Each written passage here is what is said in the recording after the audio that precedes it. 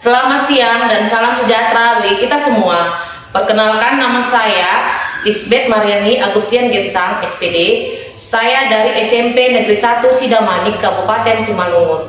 Saya di sini sebagai mahasiswa PPG dalam jabatan tahun 2023 Angkatan 3 dari LPTK UISU Universitas Islam Sumatera Utara Medan dengan nomor peserta mahasiswa 7123059153. Saya akan melakukan uji kinerja di SMP Negeri 1 Sidamanik, Kabupaten Simalungun.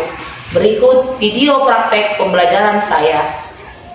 Selamat menyaksikan video uji kinerja pembelajaran saya.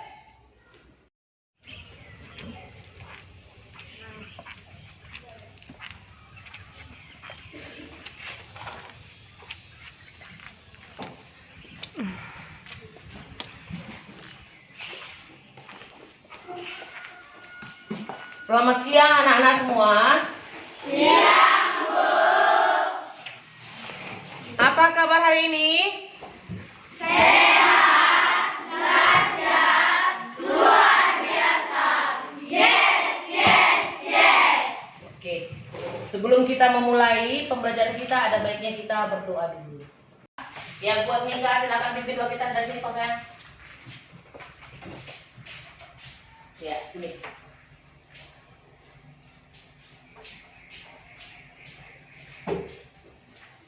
Baiklah teman-teman, sebelum kita memulai pelajaran kita, marilah kita berdoa menurut agama dan kepercayaan kita masing-masing. Berdoa dimulai. Bapa kami yang di surga, dikuduskanlah namanya Bapa. Kami ingin belajar, memberkatilah kami untuk dapat menjawab soal-soal dan dapat menelaah apa yang diberikan oleh guru kami. Dan Bapa, kami manusia yang tidak luput dari dosa, kiranya Kau hapuskan dosa kami dalam nama Yesus Kristus yang dalam bersyukur. Amin. Iya, tadi kita telah berdoa dan di sini kita akan bernyanyi. Coba siapa yang bisa memimpin lagu kita? Ya, silakan. Ketua kelas pimpin lagu tadi.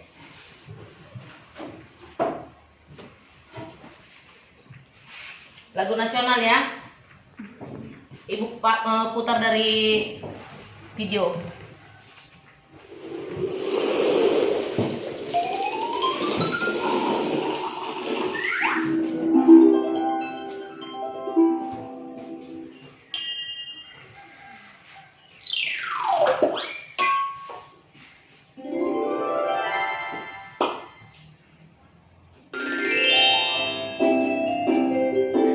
Dari Sabang sampai Merauke.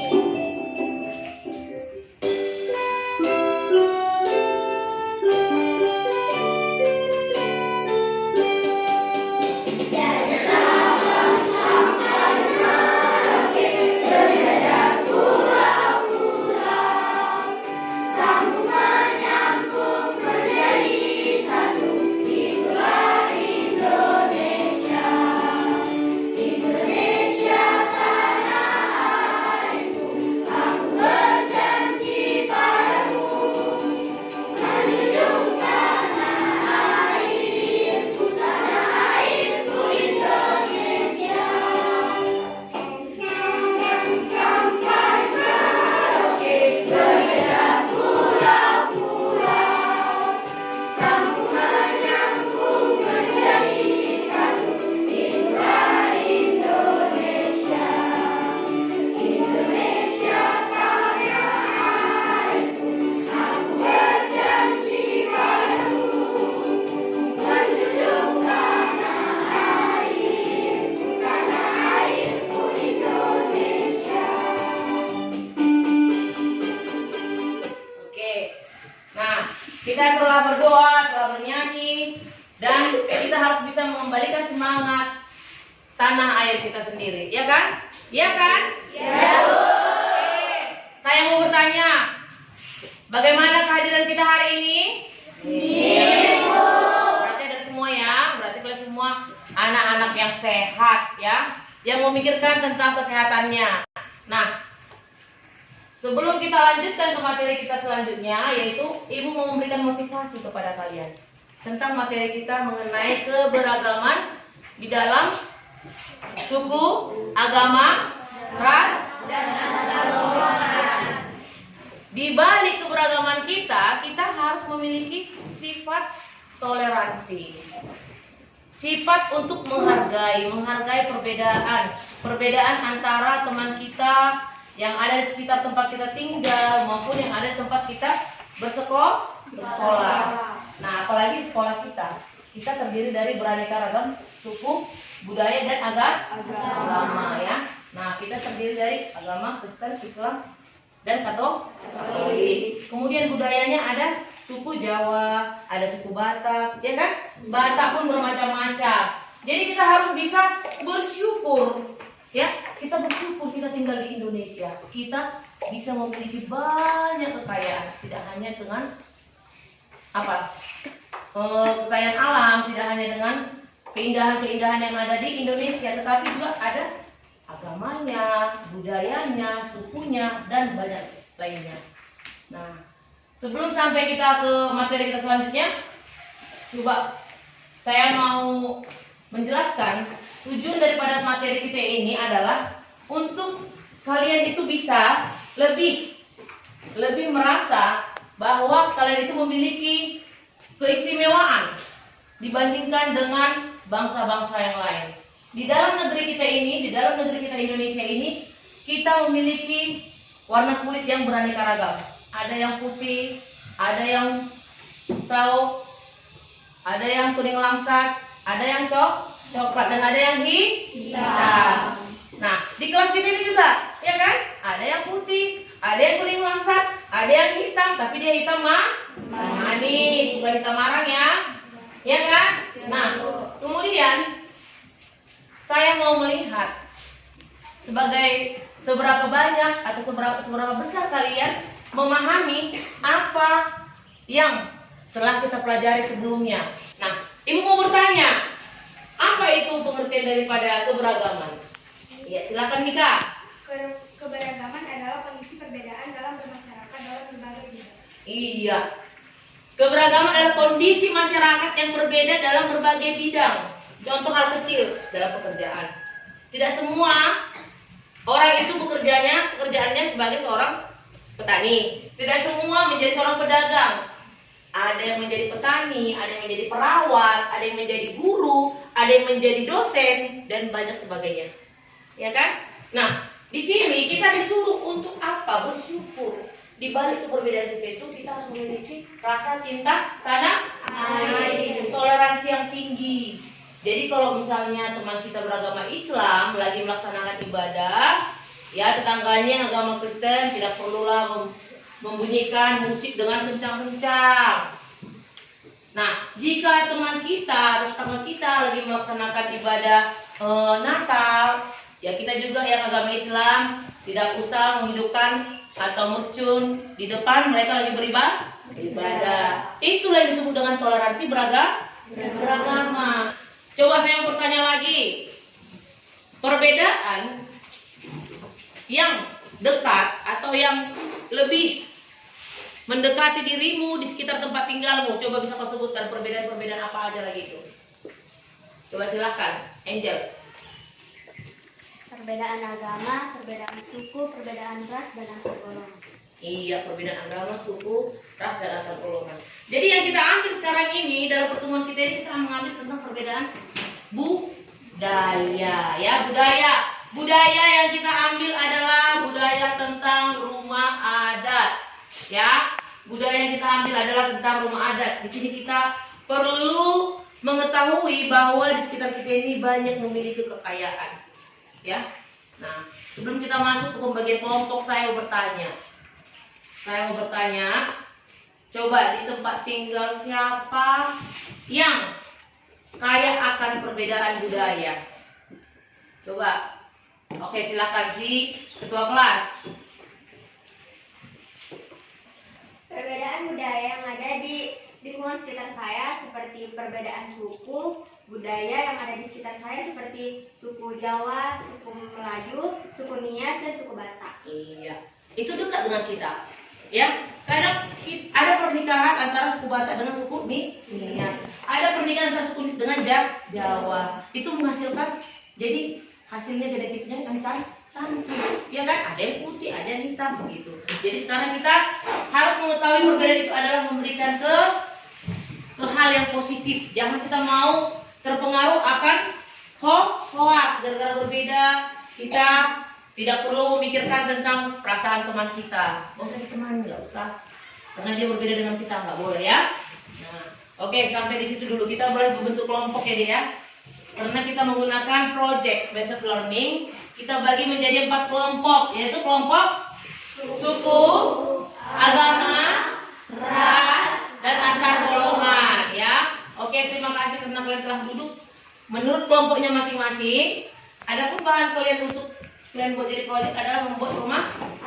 Ya, silakanlah bahan-bahannya diangkat semua ke atas mejanya masing-masing bahan-bahannya. Sambil kita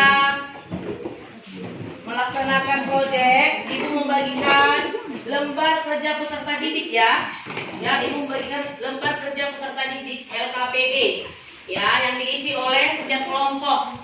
Ini merupakan LKPD yang akan kita presentasikan nanti ke depan bersama dengan rumah adat ya. Silakan diambil bahan-bahannya masing-masing.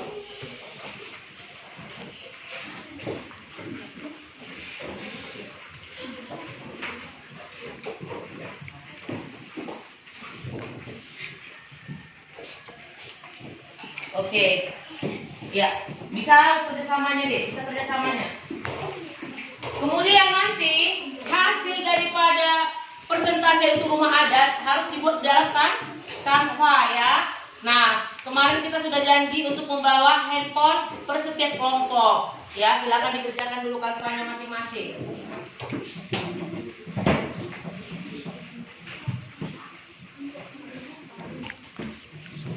Kerjakan Canvanya, bisa dibagi kelompoknya ya. Siapa yang mengerjakan Canva, siapa yang mengerjakan LKPD-nya.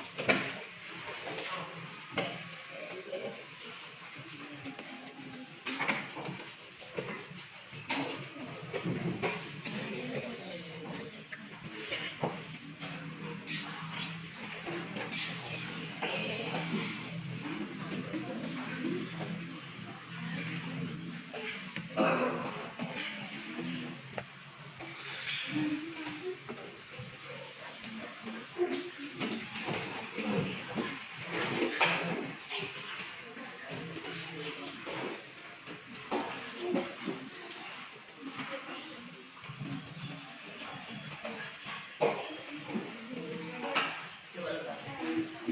Ya. Ya kan?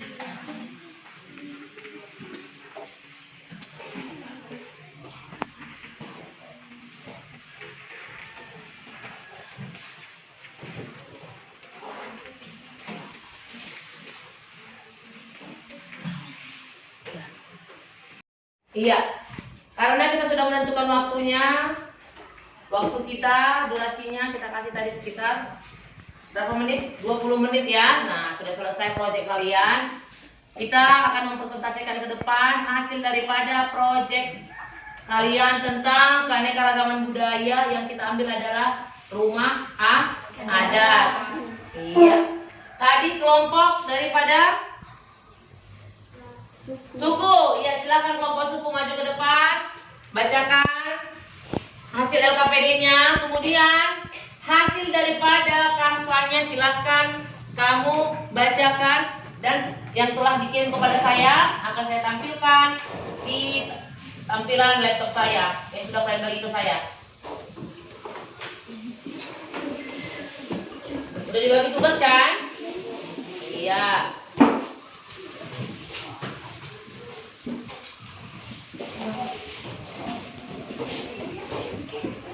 Rumah adat Joglo, rumah adat Jawa ya. Bentar. Kita lagi proses pembuka.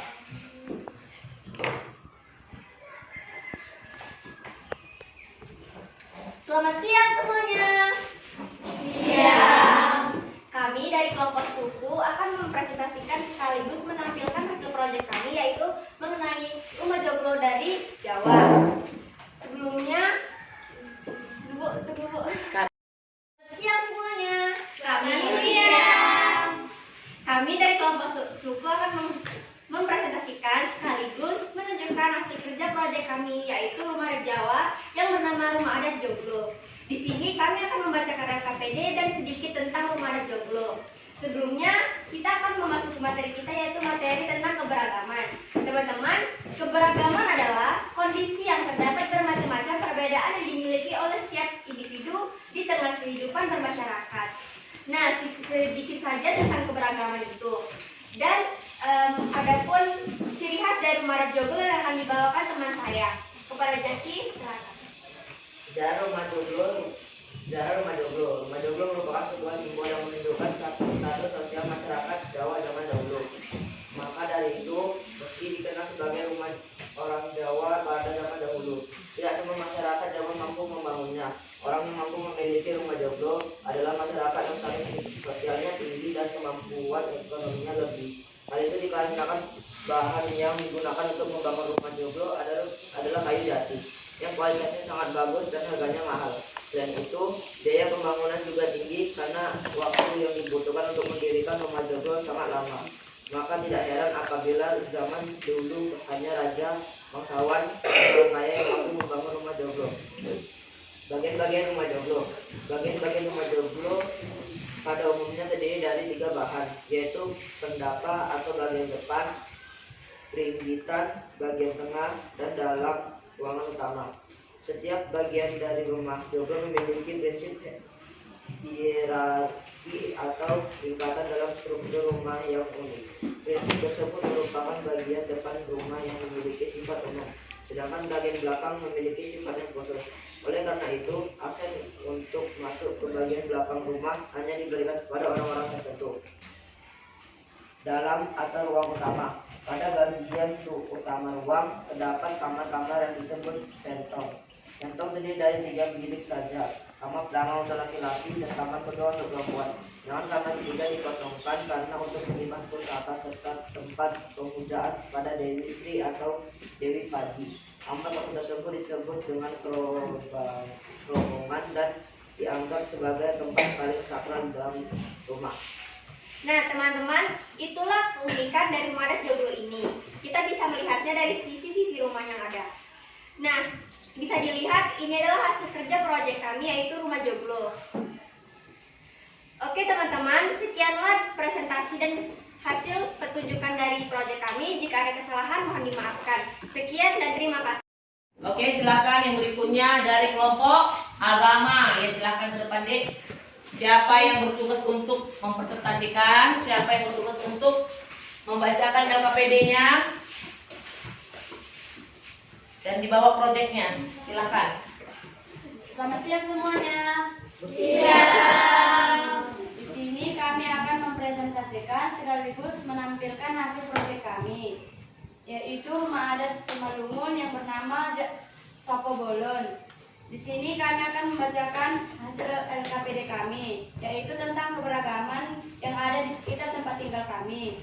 Antara lain keberagaman suku, agama, adat, ras, budaya, dan lain-lain.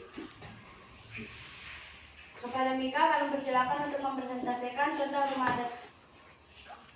Baiklah teman-teman, saya akan mempresentasikan tentang rumah adat Simalungun, yaitu istana peninggalan Kerajaan Purba dibangun pada tahun 1864 oleh Raja Purba, Tuan Rahalin, seorang raja yang pernah menjadi yang dihormati di Kerajaan Simalungun.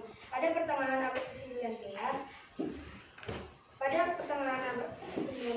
mereka mendirikan rumah adat Bolon Simalungun berada di Desa Pematang Siantar, Kabupaten Simalungun, Sumatera Utara. Sekianlah orientasi tentang rumah adat Simalungun. Sekian dan terima kasih. Oke, itu dari dari kelompok agama ya. Tadi suku yang pertama, sekarang ini agama. Oke, kita berikan tepuk tangan. Nah, buat kelompok yang mau bertanya kepada kelompok agama silakan. Saya dari kelompok suku ingin bertanya kepada kelompok agama. Apa gunanya pagar-pagar yang ada di bawah rumah bolon tersebut? Gunanya adalah sebagai tempat hewan peliharaan seperti ayam, kambing, babi, dan lain-lain. Apakah Syair sudah puas dengan jawaban kami? Terima kasih Bunga, saya sudah cukup puas. Ya, tepuk tangan buat Syaira.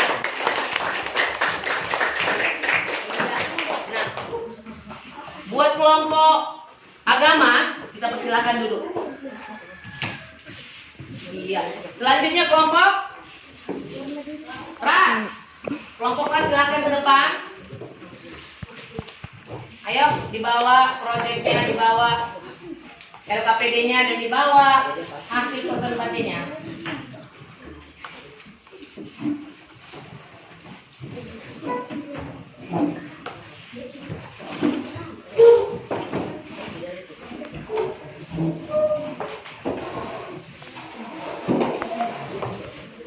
Ini rumah adat apa?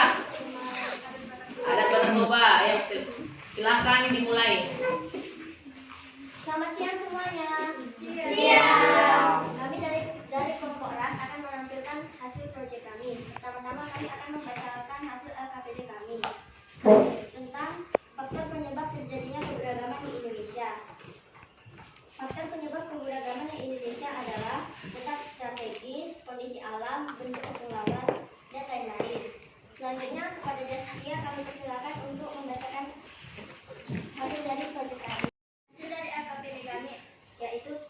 Tuliskan faktor penyebab terjadinya keberagaman di Indonesia. Faktor terjadinya keberagaman di Indonesia adalah letak strategis, kondisi alam, dan bentuk kepulauan. Selanjutnya kepada Rizky kami persilakan untuk mempresentasikan hasil dari proyek kami. Sedikit tentang rumah adat Batak Toba Rumah Bolon. Rumah Bolon merupakan rumah adat suku Batak yang berasal dari daerah Provinsi Sumatera Utara. Rumah Bolon menjadi simbol dari identitas masyarakat Batak yang merupakan salah satu suku terbesar di Indonesia. Rumah Bolon sering disebut juga Rumah Gargo, merupakan sebuah rumah pertemuan keluarga besar. Sama umumnya dengan rumah adat di Indonesia, rumah adat Bolon juga berbentuk panggung, di mana bagian atas dijadikan sebagai tempat tinggal dengan memiliki kamar-kamar. Tempat tidur cukup dibuat tinggi daripada dapur. Arti ornamen. Bahan yang digunakan dalam rumah adat etnik Batak Toba yang bersifat tradisional yaitu kayu, ijuk, dan rotan. Menandakan adanya ikatan yang kuat antara orang Batak Toba dengan alam serta adanya ikatan erat antara orang yang satu dengan orang yang lain dalam masyarakat etnik Batak Toba. Makna gambar kerbau pada dinding rumah adat Bolon. Dengan makna burga berbentuk kerbau sebagai ucapan terima kasih atau kerja keras kerbau yang telah membantu manusia dalam mengerjakan lahan pertaniannya. Maka atap rumah Bolon dengan ciri serta keindahan yang khas, yaitu terletak pada bagian atap rumah yang berbentuk lancip di bagian belakang dan depan. Demikian hasil presentasi proyek kami. Terima kasih. Oke, silakan tepuk tangan. Mana sih proyeknya? Coba tunjukkan. Iya, diputar Dede. Iya, biar nampak gambarnya. Itu adalah hasil proyek daripada kelompok apa? Ras. Ya, ini adalah rumah Bolon. Ya. Buat kelompok lain yang ingin bertanya ke kelompok Ras, silakan. Dari kelompok antar golongan, silakan. Saya ingin bertanya kepada kelompok Ras, apa bahan pembuatan rumah Toba? Bahan pembuatan rumah adat Batak Toba atau rumah Bolon adalah papan kayu. Udah pas? Apakah dia puas dengan jawaban kami? Terima kasih, Atika, saya puas. Oke, Bu. Silakan kembali ke bangku masing-masing. Iya, terima kasih buat teman-teman anak didik sekalian ya, karena telah menyelesaikan hasil proyeknya, yaitu satu lagi adalah rumah adat dari Papua. Ya, ini kelompok daripada antar golongan. Silahkan yang terakhir kelompok antar golongan maju ke depan, ayo.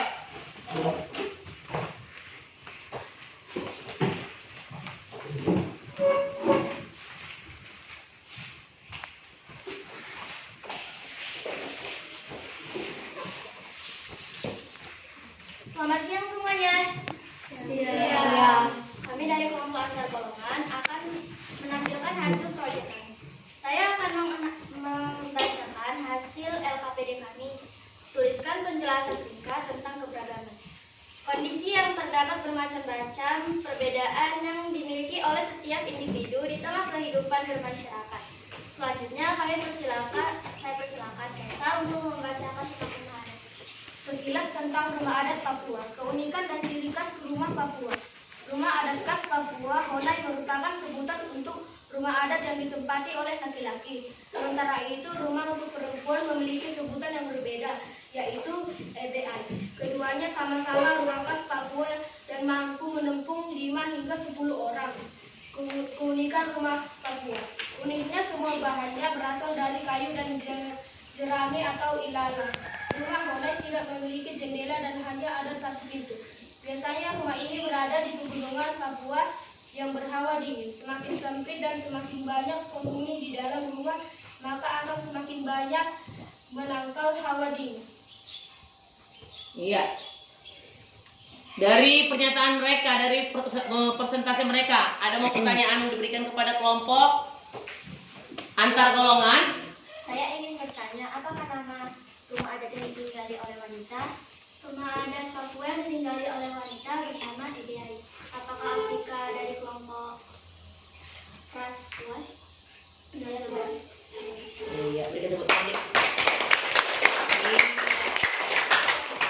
Hasil Hasil proyek kalian sekali ini sangat bagus dan memuaskan ya. Silakan duduk buat kelompok antar golongan. Iya. Oke, selanjutnya kita akan melakukan atau saya akan bertanya kepada kalian.